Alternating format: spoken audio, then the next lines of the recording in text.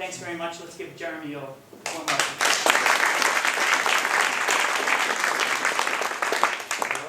Richard, thank you very much for that very kind introduction. Thank you very much for the invitation to be here tonight, and thank you all very much for coming.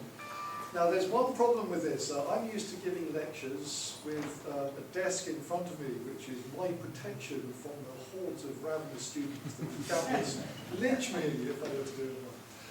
And so obviously we've gone for a slightly more informal arrangement tonight with giving this talk. So this is now assuming that I can actually remember what is on the slides. And I can assure you that I probably couldn't even tell you what the title of the talk actually is.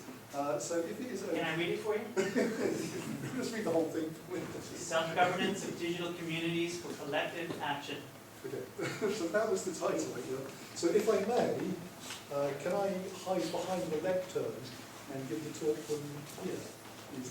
If you feel more comfortable with it, yes, but it will be less interesting for the video and everything else. Well, I mean, I just need a few prompts every now and then. Is it all right like this at an angle? Absolutely fine. I mean, if you wanted more, I can turn. No, this is fine. It's just that some people are natural ad-lib fluent speakers who can remember what they need to say. Some people need the occasional prompt.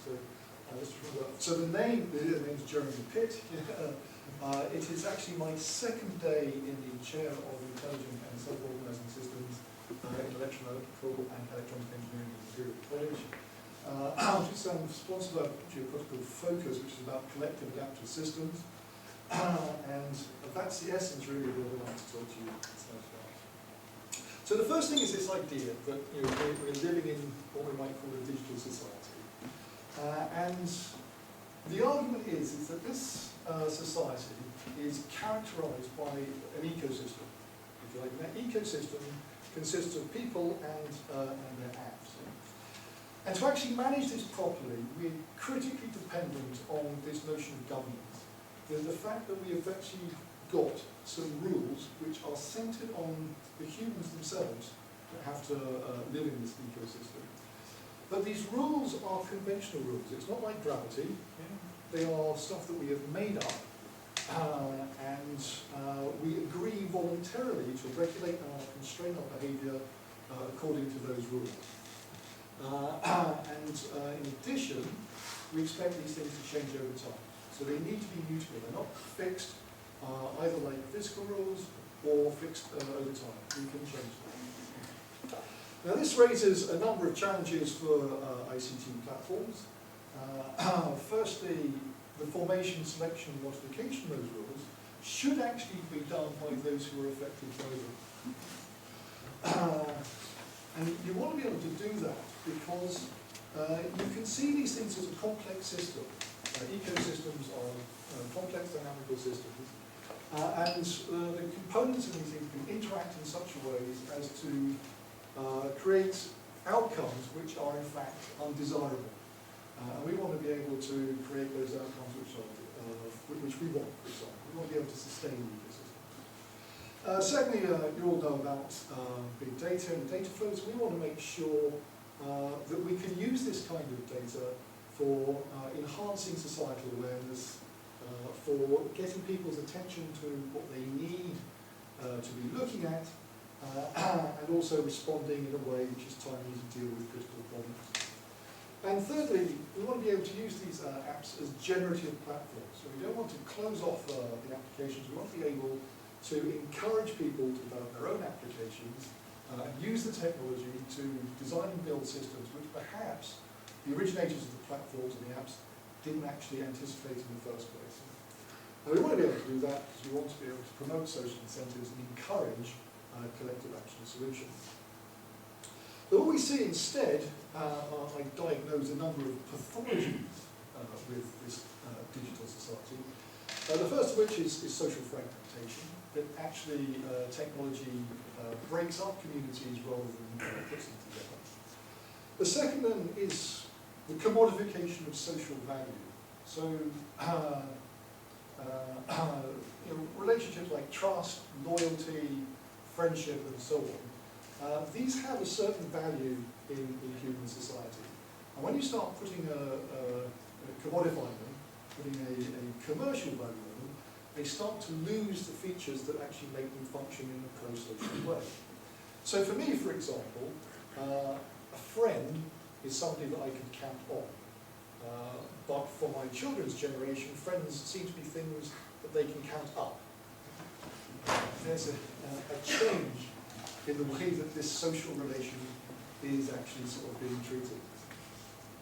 The third problem is this idea of institutional lag and institutional sclerosis, and that is that the development of these types of rules, which you might say formulating an institution, actually lag behind the technology. So that what we actually get is rather fixed systems which are not actually fit for purpose. And the fourth thing is in big data is this idea of information asymmetry, which is, I'm assuming that everybody's here with an iPhone or some other smartphone of that kind, and you're generating data. And the thing about this is that that data actually has value if you aggregate it. But generally speaking, those people who are generating the data are not the primary beneficiaries. You may get some service from it, but actually something else is going on. And we want the generators of the data to be the primary beneficiaries. So the convergence of these pathologies, at least to my reading of the situation, undermines people's and their opportunities to address collective action situations. This is those sorts of situations where a number of people acting in a certain way can either create advantages or they can solve problems which an individual on their own could not. So what we see is any one of these collective action situations where you have a group of otherwise independent actors operating together in some shared space. The individuals have a self-interest which might conflict with the group interest, and then you have costs of those actions falling on the individual, but the benefits occur to the group, and this is commonly known as free riding.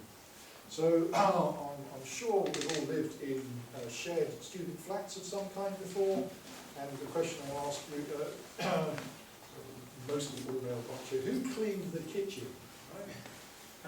Yeah. Basically, it was the person with the least tolerance for physical mess. Is that somebody would hang on until one person would crack, could not stand it anymore, and would clean up the kitchen. And of course, everybody benefits from a clean kitchen, but all the costs of doing that fall upon the poor person that actually does the cleaning.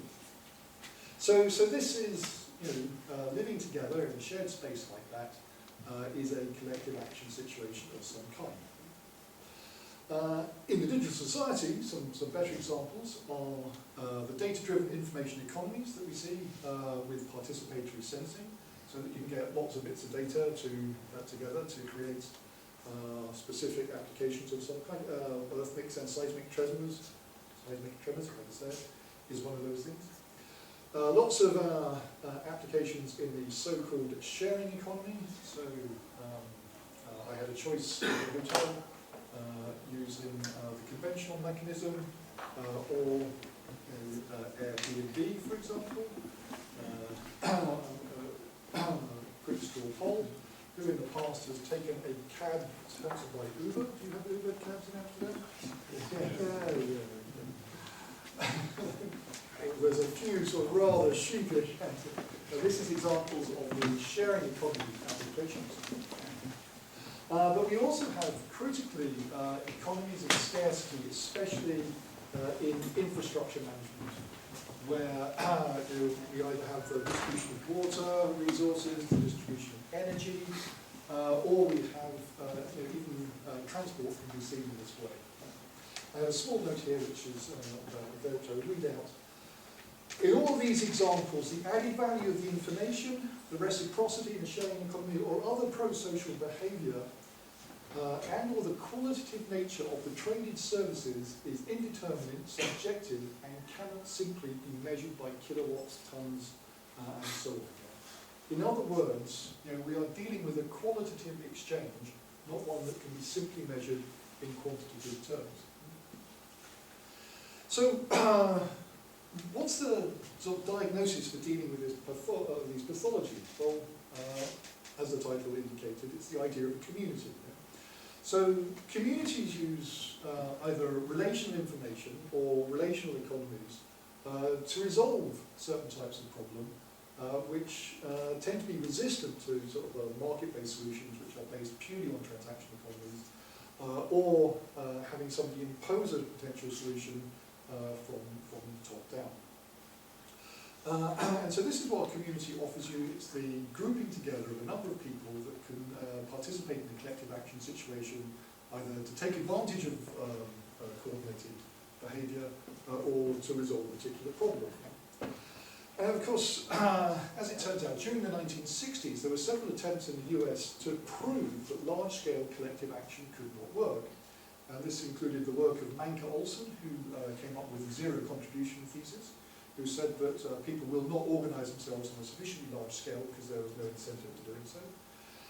One you may have heard of by Garrett Harding, the tragedy of the commons, which is to say that faced with any kind of common pool resource, whether it's a fishery or herding pasture or water for irrigation, people will act in the short term to maximise their interest, even if it's not in their interest in the long term, because you end up depleting the resource and destroying the common pool. However, it turns out that the evidence actually suggests otherwise. If you look around, throughout history and throughout geography, people have organised themselves, ordinary people, in all sorts of ways, so as to take advantage of and organise themselves for the benefits of being arranged in a community. And this has been the same in forestries in Switzerland, fisheries in Japan, irrigation in Spain. People have come together and created these sets of voluntarily created these rules, which they agree to regulate their own behaviour so as to sustain the resource. And this is the work of Eleanor Ostrom, who said that people come together, create and enforce sets of rules and manage to sustain a common pool resource. Although she also went on to say that it's not inevitable. Her work, she said, did not refute the tragedy of the commons. What she said was that under certain circumstances, that is the outcome you will get. You will see the people depleting rich resource. But it is avoidable. There are ways that you can form these groups of rules and not see this kind of depletion of resource. So what we want to be able to do is that we want to be able to build self-governing digital communities of this kind, which will enable and support successful collective action. So the question is then perhaps, how are we going to do that? Well, perhaps we can build on the work of Eleanor Ostrom herself. So Eleanor Ostrom was in fact awarded the Nobel Prize for Economic Science in 2009 for her work on showing how throughout the world people have managed to sustain common pool resources by evolving sets of rules which she called institutions. And critically, the people who were actually being governed by these institutions got to participate in the selection and modification of those rules. And for this reason, she called it self-governing institutions. But that wasn't the only critical insight she made. She said that just coming up with a set of rules was not in and of itself enough. Sometimes communities formed rules and they managed to sustain the resource, sometimes they formed rules and they did not manage to sustain it. So she went back and looked at all the successful examples and showed that there were 8 common features of these institutions that were present when they were successful, and if one or more of them were absent, then they were unsuccessful. So then she went one step further and said, well, okay, if you are ever faced with a common pool resource management problem of this kind, rather than trust to the luck of evolution, we know what the successful features of an institution should be, and instead of trying to evolve them, let's design them. So instead, she looked at these common features and she proposed instead, she phrased them as design principles for institutions, things to follow. And the 8 design principles were these ones here. The first one was that clearly defined boundaries, who was and was not a resource, who was and was not a member of the institution had to be clearly defined. There had to be congruence between the provision and appropriation rules and the state of the local environment. So, for example, if you had water to irrigate, you had rules where you could either ration it or you'd have rules whereby you would help yourself. If you had plenty of water, then it made sense to have rules, to help yourself. If you're in a time of drought, then it makes sense to have ration and not the other way around. So you needed this congruence between the rules that you use to access the resource and the actual state of the resource itself. Showed the principle of collective choice arrangements, which was critically this one of self-governance and self-determination, i.e. that those people who were affected by the rules participated in their selection and modification. The rules had to be enforced in some way, so she said that there had to be an appointed agency that was monitoring the rules, or the people who were affected by the rules did the monitoring for themselves. There had to be a flexible scale of graduated sanctions, so it wasn't just one error and you're out. You had to be able to have a rising scale of sanctions. You also had to recognise that things go wrong, and there was competition between people, and so you should have fast and cheap access to conflict resolution mechanisms. Some of the external authorities should recognise this group's right to self-organise and not impose a solution from outside. And we'll come back to this later. Finally, that there was this idea of nested enterprises, that you had small local institutions at the bottom, and they were aggregated into larger institutions, and that was how you grew complex structures. So, what we did, this being Imperial College, we come along with some nice principles written in natural language, and we formalised, as you said, in the French, formalised the hell out of it, okay? So we put all these things in computation logic. There's Ostram's principles, nicely expressed in natural language, and we come along and say, right, we're going to put them into logic. And so this is what we did in the context of what we call self-organising electronic institutions. So there's a process of formalisation, where we start talking about the structural, functional, and procedural aspects of institutions, in either mathematical or computational form. Then we sort of, how do you self-organise this formalisation? So you make sure that the self-organisation, the selection of those structures, functions, procedures are determined and modified by the members. And then you axiomatize it. And this is what we did in a notation called the event calculus, which is used from artificial intelligence for reasoning about actions and events and the effects of actions and events. And the nice thing is this is just a pure expression of logic, and from there it's just a little bit of syntactic tweaking to express it in the programming language Prolog. And if you express something in Prolog, then you have a specification, and the great thing about this, the specification is its own implementation. So in other words, we had an institution that was directly executable. We could actually run this by looking at the actions that people performed, and then run computations over the sequence of actions to work out the state of our system. So this is what we did, and we did a couple of experiments in this. We first off axiomatized the first 6 of those design principles, and then we set up a large experimental testbed using multi-agent systems, and it was playing resource allocation game, so a sequence of rounds where the agents had to provision and appropriate resources, and each of these principles was selectable, so we could turn it on or off. And it turned out that the more principles we turned on, the more likely it was that our agents could actually sustain a resource and maintain a high level of membership. And it would be possible to sustain a resource if there's only one person using it, for example. But we had hundreds of agents, and we wanted to make sure that they were all using it and contributing to it. Then we asked ourselves, Ostrom's self-organisation implicitly assumed that actually any one of these allocations was going to be fair. So our agents didn't have that inbuilt intuitive knowledge, so we had to write a program for that as well. So for this, we axiomatized another theory that we came across due to the philosopher Nicholas Rescher, who had a theory of distributed justice about the allocation of resources based on something that he called legitimate claims. And so, you know, well, we've done Ostrom's theory in logic, well, let's take Resch's theory, we put that into logic as well, and added that to the system, and then showed actually how that if we did this self-organized resource allocation according to this theory of distributed justice, you could actually get a fair resource distribution, especially with this, in an economy of scarcity when there aren't enough resources to go around. And that depends, of course, on your definition of fair.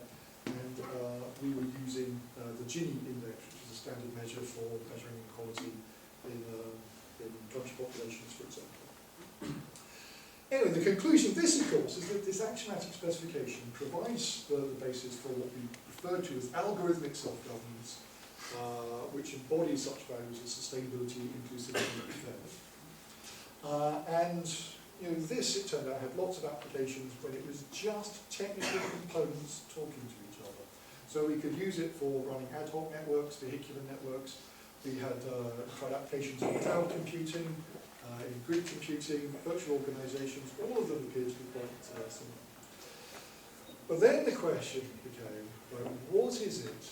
What happens if we try to take these kinds of networks of self-organizing electronic institutions like trust agents and said, right, they are operating on somebody's behalf. What happens when we create socio-technical systems on top of this sort of platform?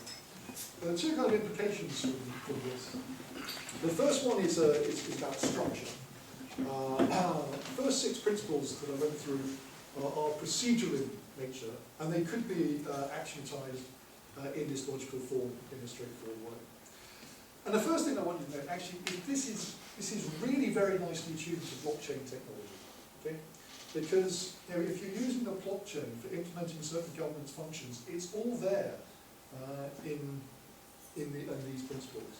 All of the sort of issues of identity, of membership of the organisation, of the formation of contracts, the transactions that you perform in terms of your provision and appropriation actions, the rules that you're using to follow them, the rules that you have for conflict resolution, all these governance functions are basically there. However, the 8th principle is about nested enterprises and that's structural. And the 7th principle, this minimal recognition of the rights to self-organize, is concerned in effect with this trade-off between rights and powers within that structure. So this is, all of these things are in a particular setting, and there may be some external authority which may have more or less power over what arrangements that you can come up with. So to give you, there is a game called golf. Are people familiar with this game?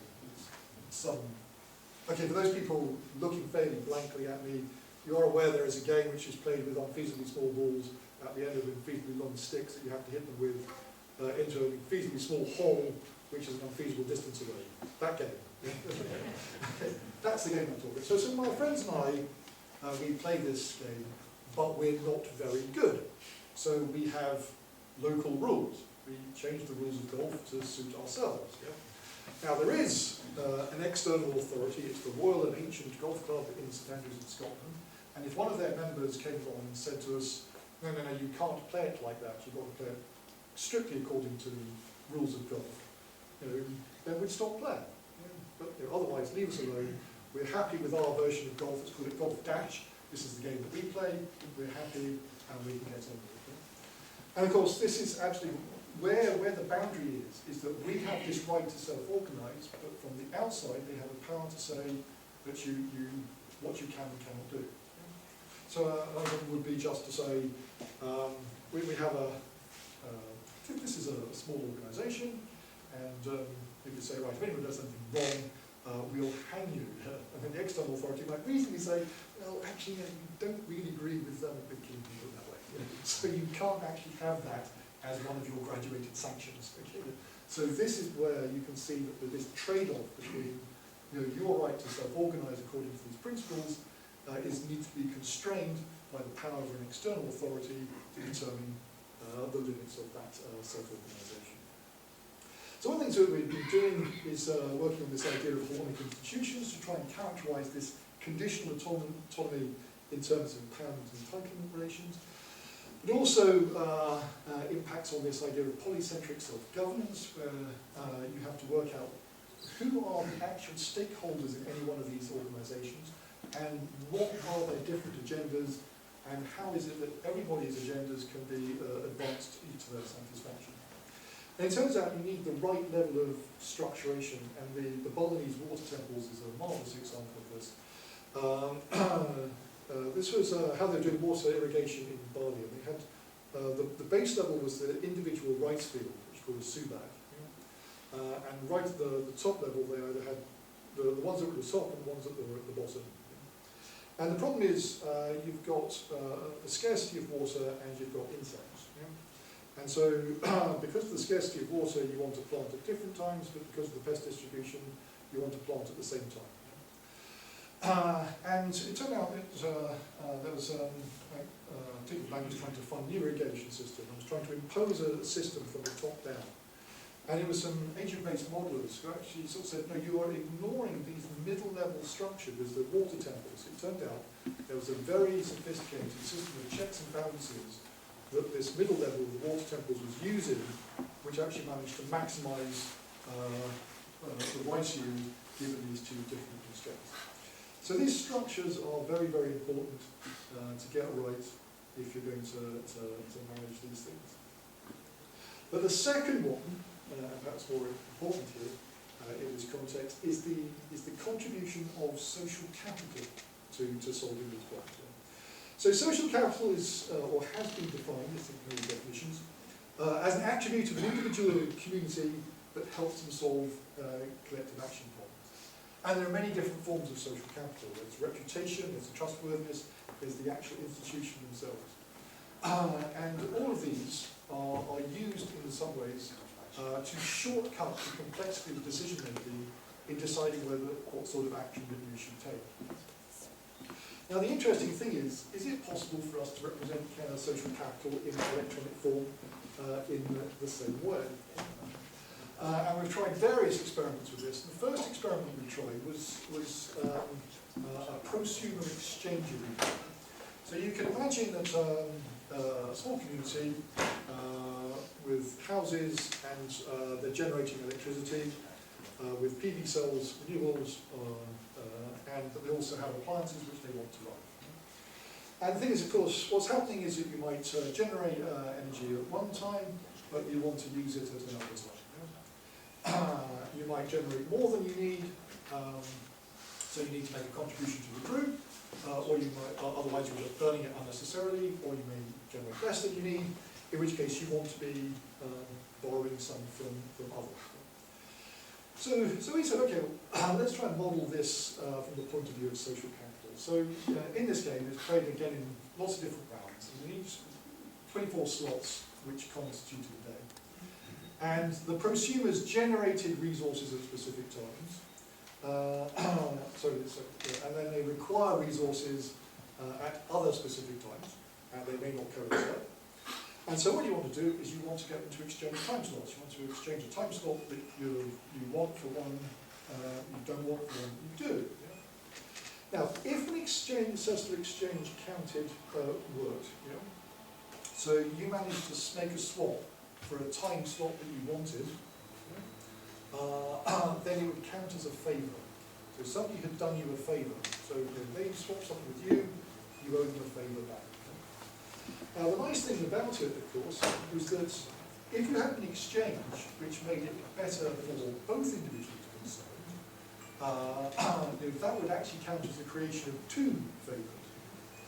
And the other thing is, if you had a time slot that you didn't want, and you swapped it even for another time slot that you didn't want, so technically you would know better, but the other person wanted it, then you'd actually got a favour off them. Yeah? So that just by apparently being in the same situation, you were actually in a better way. And we tried one system with just selfish agents which only swapped if they made it better for them, another system where you used this system of favours, and it turned out that over time, in the system where our prosumers could exchange time slots and generate these favours, we could actually optimise the resource distribution in this way. And the question for us, of course, was, is it the case that you can actually convert electronic social capital of this kind? Well, actually, we've been anesthetized and distracted as a society. And then when something really goes wrong, in fact, we're on the operating table under anesthesia right now, but accidentally, oops, one of our limbs got chopped off and we woke up. So for example, we had an enormous banking scandal, actually, a series of global banking scandals. And as a result, a group of us, some of us maybe in this room, created something called Bitcoin, and that's why we're all here. And now what we're talking about is the next step. Yeah, but we're a tiny minority, 995 or something here. So that's my question, actually. I made a comment, but that's actually my question. What do you think of the development of Bitcoin and where it's going to take us into the next phase? And also answering what Otto just said about, well, we are still very small. Thank you. Well, of course, your answer was a much better answer than mine. I do genuinely see cryptocurrency and blockchain technologies as the possible way of re-empowering people so that you can build these things from the grassroots up, and that if you could combine that with events like this, which sort of chip away at explaining to people what is going on, why this sort of stuff matters, then I think we can affect social change on a dramatic scale. This is maybe a hard question, but I'll ask it anyway. Can you maybe spell out a little bit? You mentioned these guidelines from Eleanor Ostrom.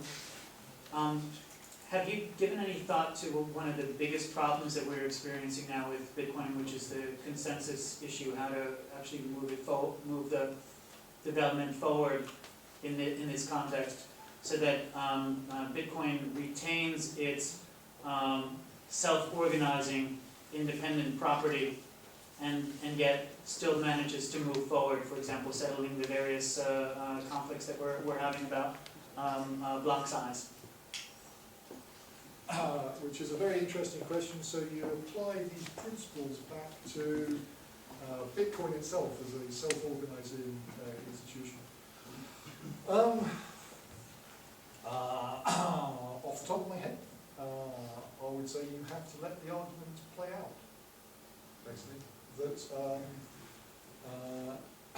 you have to say here this third thing about the collective choice arrangement, that the formation of the rules are according to the members' wishes.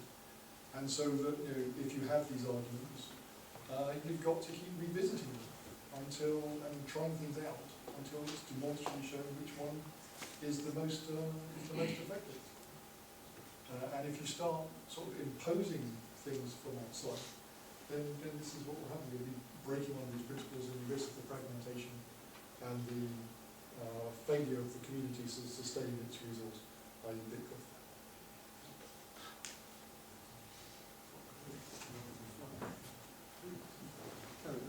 Sorry, a risky question because I walked in part way, but if Bitcoin as it is today would get mass adoption for some of the applications that you mentioned, wouldn't that also end up making a small group of people incredibly rich, just like the people from Google and Facebook today, and create the same system instead of really the kind of vision that we have for a collective system?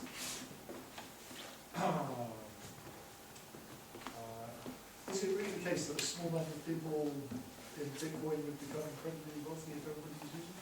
Yes. Yes. That last hour of your life.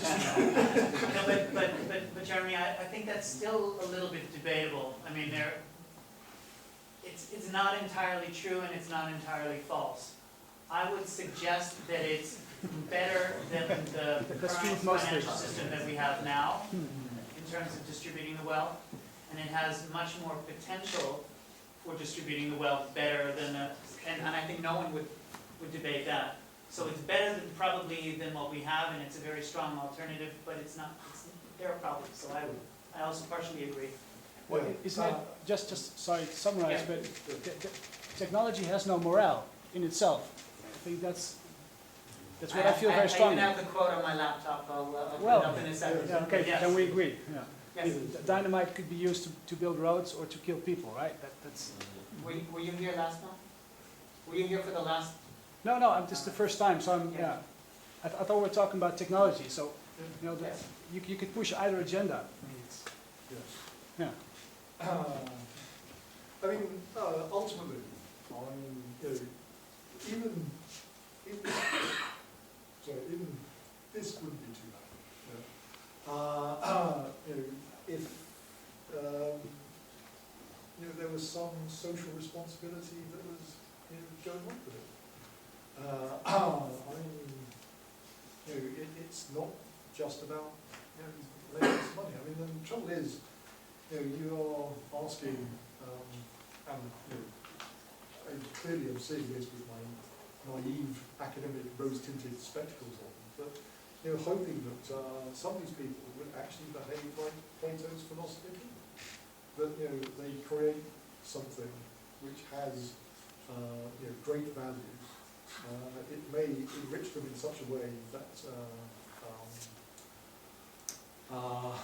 beyond their wildest dreams, but they don't have to have everything.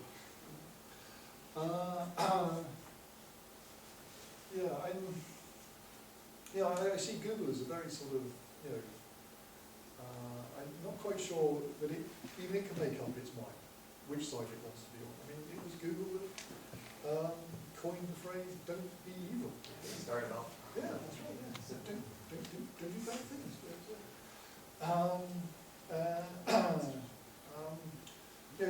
It's very, very strange for me that I forget his name, the chief executive of Amazon says he wants to create the best consumer experience in electronic commerce, which is a fantastic ambition.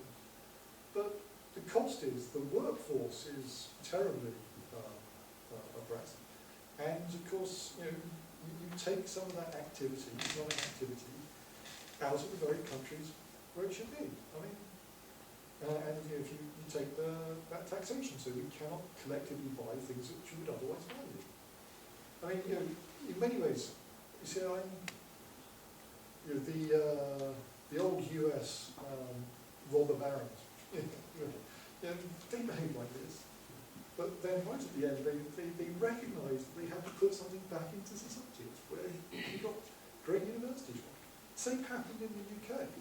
There was lots of philanthropic work that went on in recognition of this. And maybe this, okay, maybe now go for sainthood. So yeah, I don't know. I don't know the people at the top of Bitcoin who are going to stand to make all the money if my vision comes true. Maybe they'll fund a PhD student from here somewhere. But again, sorry, but your closing argument has no real relation to the technology of blockchain. I mean, what it says there, blockchain is crucial to neo-collective alternative. It could be said it's essential for the neo-colonist future as well. I mean, because all the 3 points there, it works perfectly. I mean, you would want to use Bitcoin for that as well. Now, with blockchain, wealth does not automatically mean power, unless you're over 51%. Yeah, okay. It's a very good system to distribute value, but still the one that has the value it depends on who has the platform, right? So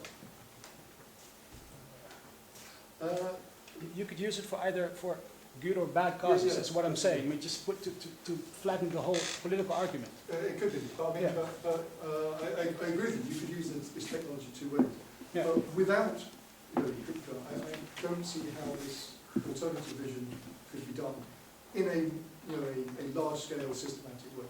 Okay. You would end up with piecemeal ways of doing it. Begin with, but since we're talking about economics and values and distribution of those kind of things, there are people propagating an era of abundance in these days, also in the next few years.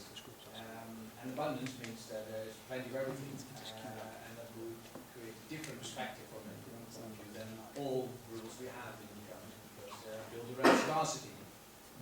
Would these ideas of you and the examples you gave, would they change? Would we have a different view on them if there was a real era of abundance instead of scarcity? I would agree with that, yes, I would say yes. We have run these experiments with our multi-agent systems under lots of different conditions. And actually what we observed was that there were three basic ways that you could carve it up to work. You either had, and then on either side of that, you either had crisis, in which case you really, really didn't want to be sitting around arguing about whose rule was better. You had to make some decisions quickly. And of course, this is actually how we do scheduling and operating systems.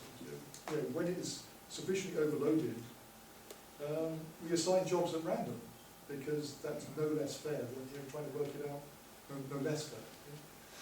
And the third condition was the one you identified, was one of abundance. If there's more than enough to go around, it doesn't matter what arrangements you come up with, you'll be okay. So if this is true, then we're heading into this kind of environment of resource abundance, then yeah, we're fine. If everybody's happy, then it doesn't matter that. It doesn't really matter. Yeah, It doesn't necessarily mean that everybody's happy. Yeah, sure. Yeah, that's right. All different, but they. Yeah, but no, you're quite right. I would suspect that would be the case. If our experiment observations with our multi-agent systems scaled up to social systems.